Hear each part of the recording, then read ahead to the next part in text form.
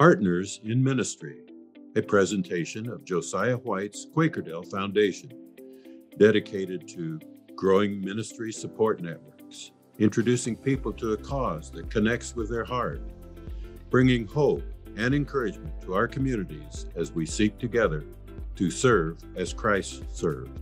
Welcome to Partners in Ministry. I'm your host, Dan Smith, and today I'll be talking with Lyle Miller. Lyle is a stewardship consultant for Everence Financial. In this interview, we're going to discuss faith and the integrating of the 7 different aspects of a person's financial journey. Welcome, Lyle. Thanks for joining me today. Thank you. It's good to be here. You know, often the times when we've gotten together, we've specifically talked about generosity and helping people be generous is at the heart of what we do. It's the heart of what you do as well. But we also recognize that there's that verse in Psalm 24 that says the earth is the Lord's and everything in it. And so, everything we have comes from God. So while generosity is, very central, our ministry is about helping people integrate their faith with all of their finances, with all the money that comes into and out of their lives. Awesome. I know Everett's mission is real clearly stated that you want to integrate both your faith and well as your finances. So what does that mean? What does it mean to integrate faith and finances? Yeah. So when one of our financial planners is working with individuals, they'll explore 7 different aspects of a person's financial journey. The first one is cash flow planning. Sometimes we think of it as a budget or whatever. That's really about creating margin, making sure that our income exceeds our expenses so that we can work at some of the other things. Protection planning is, the types of insurances that are part of our lives, whether it's the required ones like liability insurance, but also life insurance, long-term care, et cetera. Investment planning, retirement planning, those are very related to each other, but they're also not quite the same because we save, we invest for things that, different from our retirement. But obviously retirement is a major piece of that. And of course, many of these things will have tax planning implications, thinking about how we can be tax efficient, et cetera.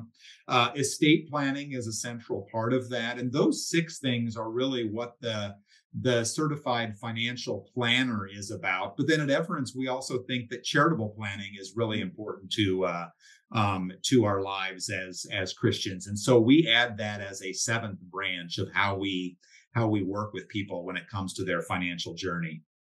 Sure. That is so important because it really helps people begin to change their mindset to, God will give me wealth or he'll give me income so that 1, I can take care of myself, but 2, so that I can share it. Yeah, so exactly. I can be generous and charitable as a part of my life too. So that's neat. And you're right. That's very unique. Yeah. Yeah. Mm-hmm. Yeah. Mm-hmm. Now, I know as I was reading some of your material, one of the phrases that you said that really caught my attention was that what you want to do is try to help people understand how to integrate faith with all the money that comes into and out of their lives. Talk a little bit about that. What do you mean when you say that? Yeah. So, well, first of all, I want to highlight that when we talk about integrating people, we want to help people integrate their faith with their finances. And that word, the word "their" in there is really important because it's about helping people integrate their faith with their finances. It's not about helping people integrate our faith with their finances. So that's going to look differently for different people. We use an acronym ACE. And what that A.C.E. stands for is that we want to help people align their finances with their life's purpose, with their goals, with how they're called, et cetera. And so that they will feel confident, that's the C, confident about their situation, and then feel empowered, the E, to give of their time, their talents, and their resources to the causes and missions and ministries that they care about. So all of these areas fit into integrating our faith and our finances at some level. And it's often easiest to think about the charitable piece of that. But, another really important one is the retirement and investment planning. Does it matter how we invest our money, or should we just be concerned about making the most money that we can, seeking the best possible return on our investment? Does it, like I said, does it matter how we go about doing that? Sure. Yeah. And that's really important because I remember you and I had a conversation. Oh man, it's probably been 2 years, 3 years, maybe even 4 years ago. And it really changed the way that I looked at my finances, because I began to think, I'm going to be 70 here pretty quick. And the chances of me making income that I can go ahead and donate out of my disposable income is going to come next to nothing. What am I going to do to prepare for a future to continue to give? And you said, well, Dan, have you explored donor advice accounts? Yeah. I had no clue. So that's what's so nice about having people like you that understand the whole financial planning tools, but also understand the importance of charity, so you can actually help me to plan to continue to give long after my income has stopped. Exactly. Yeah. And that is so great.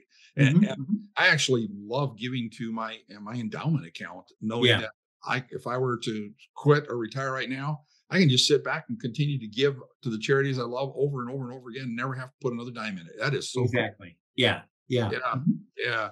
So the one side of it is for us to do the planning and integrating our faith with finances. But, there's this other side that I think needs to be talked about too. And that is, it takes investment in our stock market and companies and all other places that generates this income that allows us for retirement or for, for charitable giving, endowment giving, that kind of stuff. Talk a little bit about how you guys invest your money. You don't just invest it anywhere, do you? You're very careful in terms of who you're investing the money with. Talk a little bit about that. Yeah, exactly. So we do think that it makes a difference how we go about investing our money. So we take what we describe as a values-based approach to investing money for people. Sometimes that's been described as socially responsible investment, but we prefer the language of stewardship investing or values-based investing, because we see that as a very a holistic and well-rounded approach, really much broader than just the notion of SRI. Historically, SRI has just focused on screening out companies, but we think stewardship investing is broader than that. We think of stewardship or values-based investing really as having three different parts to it. There is this screening component. As an individual, there's certain types of companies that I'd rather not support through my investments. I don't want to invest in tobacco or pornography, gambling, violence, etc. So it's possible to screen out those companies from our investments, but there's also companies that are doing good work in the world. Maybe companies that are known for paying fair wages to all of their workers, to hiring both men and women, or that are involved in an industry that we want to support. So we want to encourage that. So our screening both looks at the negative, what are the companies that we want to screen out, but also what are the positives, what are the companies that we want to screen in. So that's a major part of it, is screening. But really, we think a bigger difference happens through our advocacy work. We recognize that no company is perfect, right? And so we engage in advocacy when we own a portion of a company through our mutual funds, et cetera. We will work with them to try and help them do business better, right? So story that I love telling because I love chocolate, right? Is the story of Hershey. I think I want to say it was like in 2011, we began engaging with Hershey because we were aware that they were getting their cocoa from places that were using child labor, right? And we said, we don't think that's appropriate, right? And so it was really a lot, the impetus of the Praxis Mutual Fund, a part of us, and also other like-minded folks, that we were able to get Hershey to commit to getting all of their cocoa from places that can certify that they are not using child labor. And so by 2019, they had reached that point. And that's just one of the success stories. Our website would have a whole bunch of other success stories of ways that we have engaged with businesses there. And then the third piece of it that we think is really important is community development investing. And so we have a segment of that, a small segment of investments, where we will invest in places where we know that we're going to get a below market rate, but we think it's important to invest there. So that might be, investing in banks along the Gulf Coast, after hurricane, investing in banks that were making income to lower income folks who may not have been able to get financing elsewhere, other kinds of things like that. So those are really three things that we see as a part of our stewardship investing philosophy. Sure. So I like the fact that you sit down with individuals and you get where they're coming from. You try to understand their values, what it is that they feel God's asking them to do with their money, because that really helps me align my values with yours, so that I know that if I go ahead and use you to help me with my retirement planning or my charitable giving, I know that the same values that I have are what are going to be used to make the decisions that are necessary for this whole thing to work. Is that kind of what you're telling us? Exactly. It's really starting about, okay, what's important to you? How do you see yourself being called to live out God's ministry? And then how can we shape your financial life to help that happen? One of my colleagues once described stewardship as organizing my life so that God can give me away, right? And so that's really at the center of what we're trying to do. Yeah. So the consulting that you guys do, are they all face-to-face, or are you using some technology, combination of both? What would a typical process look like if we were to engage you to help us with our stewardship and financial planning? Yeah, it's really all of the above. We have offices, frankly, throughout the country, and yet at the same time, we're also often working with people by Zoom or over the phone, et cetera. There's a number of us that do traveling and so forth. I'm not one of the licensed financial counselors to be able to walk through all of these steps with you, but I've got several dozen friends who are, right, and so. Very likely, there could be someone near, anyone who's listening to this, watching this. Very likely, there's someone near you. But if not, we can certainly connect you with someone who is. Yeah. Sure. Well, Lyle, I just want to thank you so much for being with me today. You have given us a lot to think about, so thank you. Appreciate it. Thank you. It's always good. It's always good to be with you and to share about these kinds of things. Amen. Hey, if you've got any questions and you'd like to learn more about Everence Financial or some of the topics that we talked about, you can see Lyle's contact information here on the screen.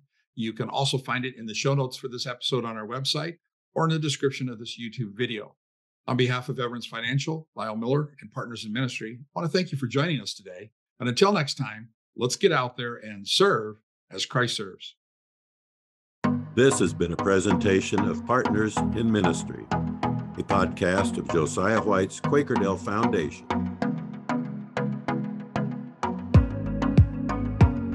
To learn more and see the show notes for this and other episodes, visit our website. To stay informed of up and coming broadcasts, subscribe to our e-newsletter. To invest in our mission, donate today.